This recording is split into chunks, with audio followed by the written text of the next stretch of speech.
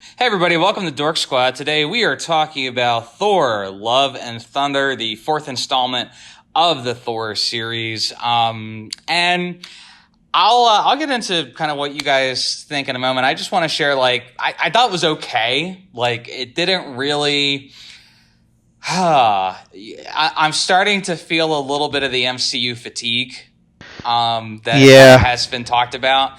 hmm So I'll start with what I really liked, and then I'll go into what I thought, what didn't really grab me. But I thought that the visuals were really outstanding. I think some of the best that they've ever done. I thought that the opening scene to me was like really compelling. This whole idea of, hey, what if this guy that prayed to the gods actually met the gods and realized they don't care about him? Like that to me, that was profoundly interesting. Like, that's a really Mm-hmm. deep philosophical existential question, and I thought it was such a great basis for a villain, but I feel like they didn't really get into that too much, you know. So that scene was actually not scripted.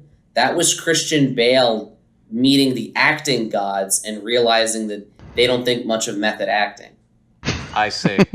and that's why he Da-da-da-da-da. responded the way that he did. So that means that Jared Leto this whole time has also been like, casting off the acting gods as well. Yeah. Yes, they're coming for him too. But this whole idea of, like, what's the responsibility of a god? I think that was profoundly interesting, and I feel like the film, again, a very entertaining film. I mean, it's a good film. I'm glad I went, but I feel like that would have been an interesting way to go. Like, what's the Well, responsibility of a god? to to be fair, it does kind of barely scratch the surface, but I don't think this is the end of our storyline with the gods either. Based on stuff that happened, based on the post-credit scene, this is not the end of it. And I think that maybe that question will be addressed more later. It will be a bigger thing later. I I'm just gonna tell you right now, I disagree. I think you said you preferred the Ragnarok over this one. I did, because I left Ragnarok thinking, wow, this was a really great film. This was a really, really Okay. great film. And I didn't leave this movie feeling that way. So, Yeah, I second that on is it with Chris as well. Like, I really loved Ragnarok. It had a lot of excellent energy, great action pieces, and I felt that the story was definitely a bit more compelling.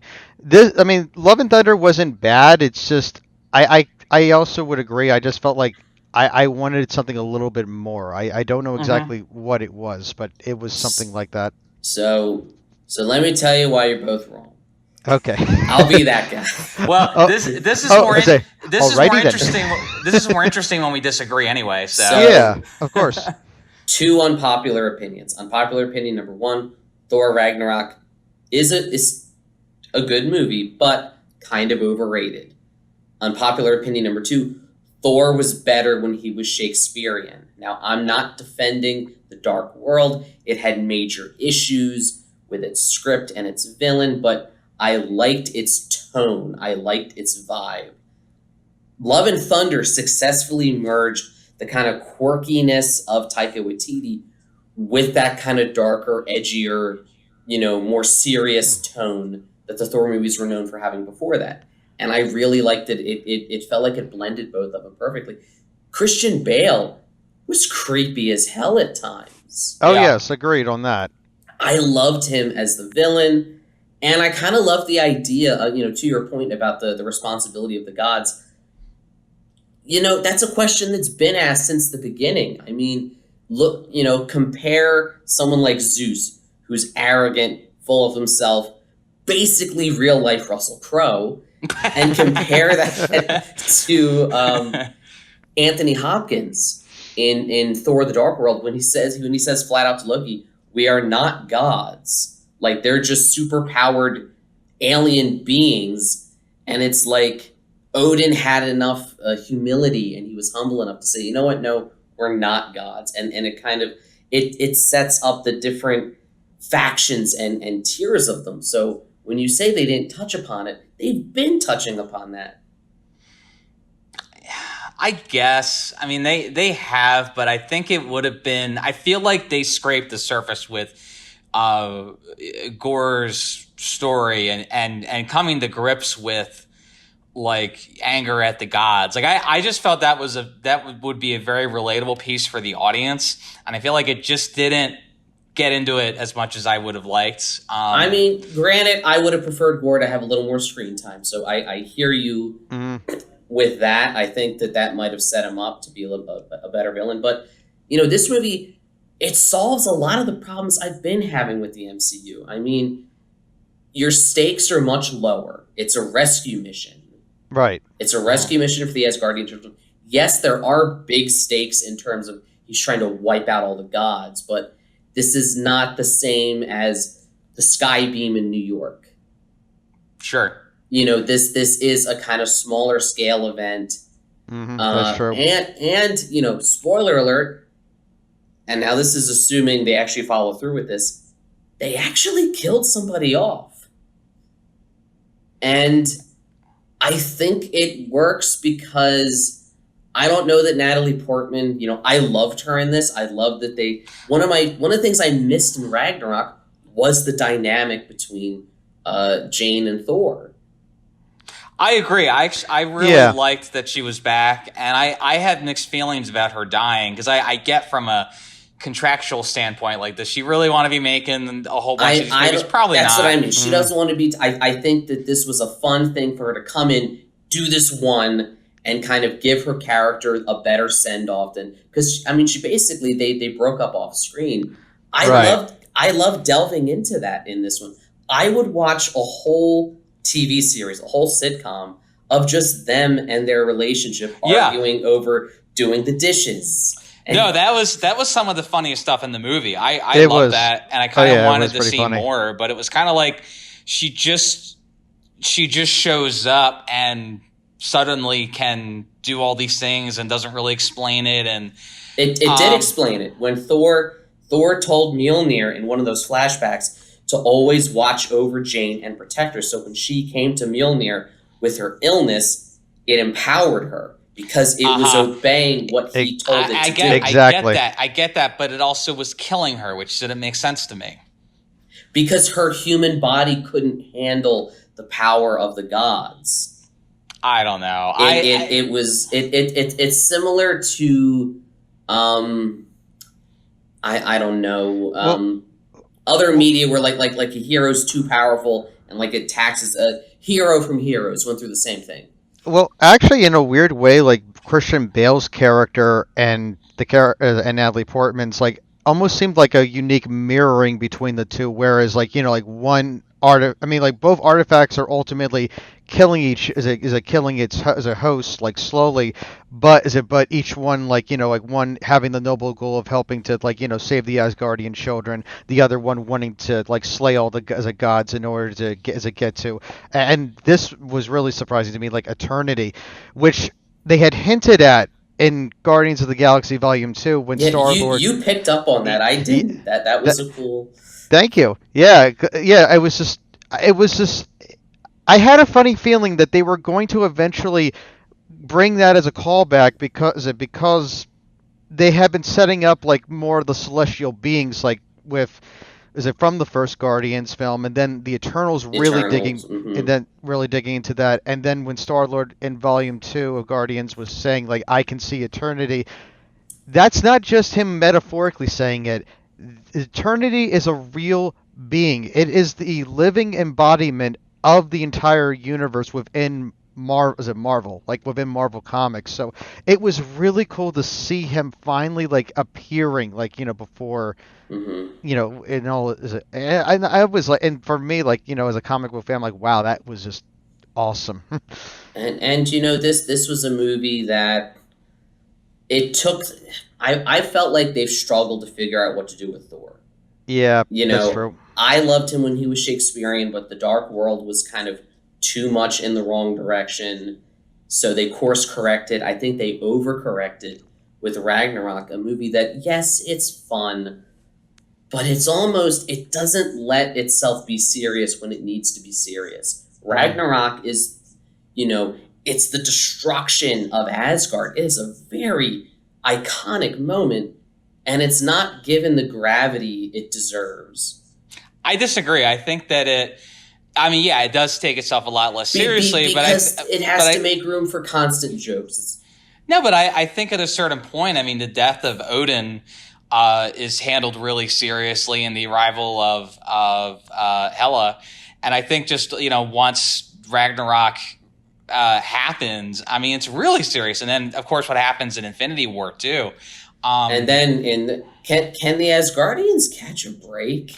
Well, can Thor catch a break? And I guess that was my kind of complaint with Jane Foster dying. It's like, this poor guy's been through like everything. Oh my! He's lost everybody. But he gained something. He does gain something that I hope they continue with, because Thor in dad mode, which by the way, that was Chris Hemsworth's real life daughter, which I thought was really cool. But they don't really get into him being like a father figure, like a little bit with the kids. What I'm saying is, I like this movie not just for the movie itself, but I like what it promises for the future. That it is setting Thor up on a new path, and that for a long time they haven't been sure what to do with him, but now it feels like they know what they're doing with him. They know where to take him next. That he's going to now be that Odin figure as a father. Yeah. Whose daughter loves him 3,000. There you go. Right. Nice segue there. Yep. And I also know when we were talking afterwards, like, you as a father, is it Dave, of you were talking about, like, how much you related to it on a bit of a deeper level, as I'll admit I do have a bias. Any movie or TV show that involves a father-daughter dynamic, I do automatically relate to it. So that might be why I like this movie a little bit more, but all the other reasons have nothing to do with that. Okay. I was just asking. And I just to my earlier point, horrible as this sounds, I hope Jane stays dead, because I'm tired. I love Jane. I love Natalie Portman. Yeah. Right. I've loved her since the Star Wars prequels, which apparently Taika Waititi forgot she was in. Right, which is pretty funny. That is hilarious. But I'm tired. One of my biggest problems with Marvel is that they keep bringing people back from the dead. Right. And I'm okay with Jane getting her ending, and she's in Valhalla and she's good, and we don't have to bring back anybody else. Right. Yeah, like make her death actually matter versus make it just mean something. Exactly. I agree with you. Nobody else's has. Now, is that really the after? Like that's the first time we've seen like the afterlife in the MCU.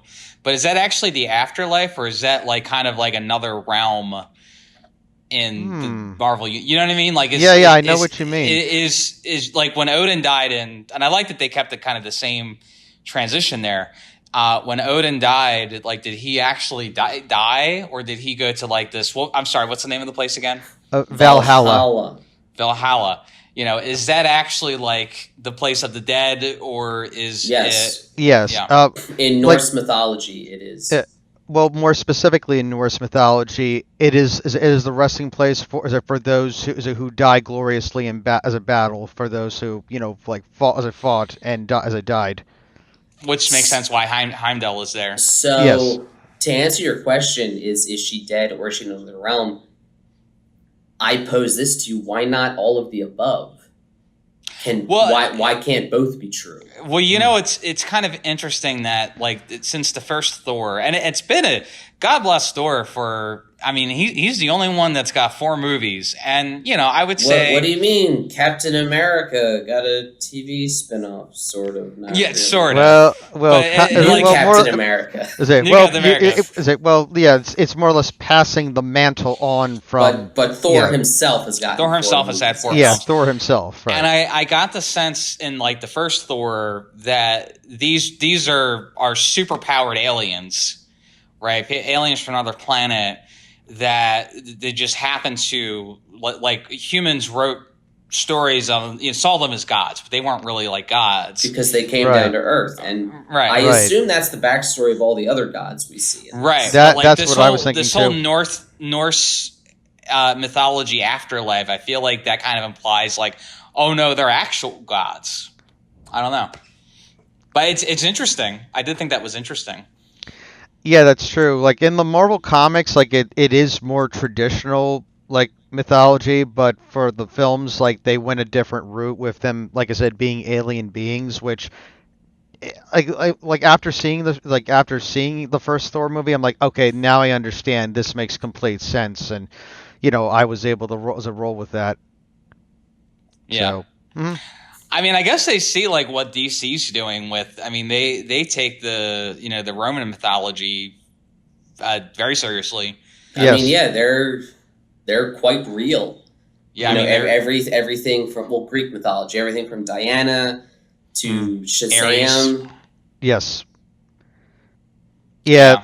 Yeah, it's more heavily based in Greek mythology, whereas like for DC, whereas Marvel was more Norse myth, I guess, in kind of a But it's fun kind of all of counterpoint. them because they're all there, like Yeah, that's true. Zeus, Yes, Ra. that's true. Well, actually, in the DC universe, all religions exist. Like all pantheons exist. So basically, like you have your Zeus, you have your Odin. Like they all exist on the same, like on different planes of existence, but they are all there, including the Abraham god as a god, like as a being at as a top. For Marvel, I think it's similar as well, that all religions and all different races exist, like concurrently. I'm not sure about the tier system though. I'd have to look into that. Yeah, let's ask the internet which god is the best. I'm sure no one has ever argued or debated that. Hmm. Yeah. So yeah, I'd recommend this. I mean, this was fun to go to. I enjoyed it. I was entertained, but I think I've been a little spoiled. I mean, I left Ragnarok like, wow, that was an awesome film. I wanted to rewatch it. I left Spider-Man No Way Home like, oh my gosh, that's an awesome film. I want to rewatch that. Even Doctor Strange and Multiverse of Madness, I felt the same way. Like, wow, that was a really good film. I'd like to rewatch that at some point. This one, like, I'm like, okay, it was fun. I'm glad I saw it, but I did not feel like, oh, I can't wait to watch this again. You just want it to be flashier and goofier like Ragnarok. No, was. not necessarily. Well, also the one thing I give a major piece of credit to Watiti for doing for Thor Ragnarok was like translating Jack Kirby's art style very gloriously, like in Ragnarok, especially like during the Colosseum battles, and of course the Grandmaster by Jeff Goldblum, and just I just the look, his grandeur, like I said, the set designs for that, like just all emulating that Jack Kirby style, which was fantastic, which I actually felt was very lacking in the Eternals. Like they should have went more of that style versus being more generic kind of costume design, and that was a bit lacking, and I missed that. They should have translated that a little bit better.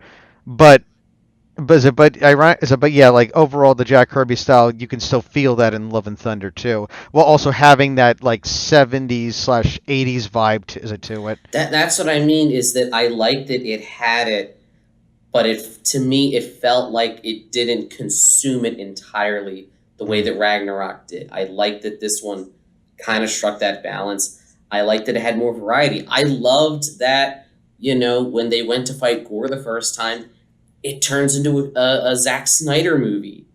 Yeah, I love that it kind of played with the visuals. That was cool. I like that too. Yes, the visuals, the art direction was outstanding. I thought that was awesome. That was really quite a sight to behold.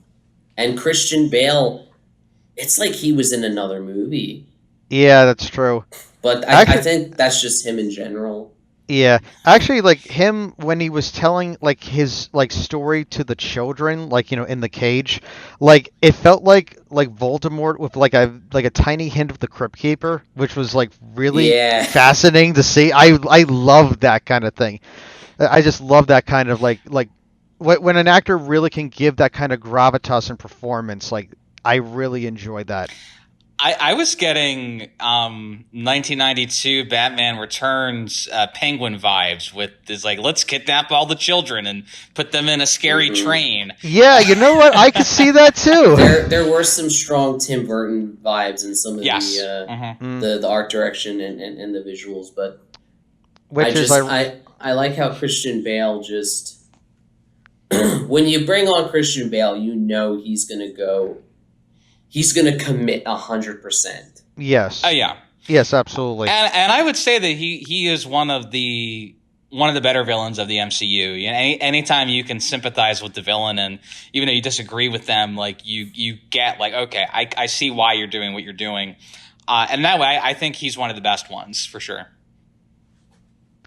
Yeah, like in terms of villains, like he'd definitely be like in the upper tier as well. Mm-hmm. I would definitely agree with you there. And also funny you mentioned about Batman Returns because this is the 30th anniversary of that film. Right. So, yeah. So definitely. Who knows? Maybe that might be a future topic or something like that. That'd be cool.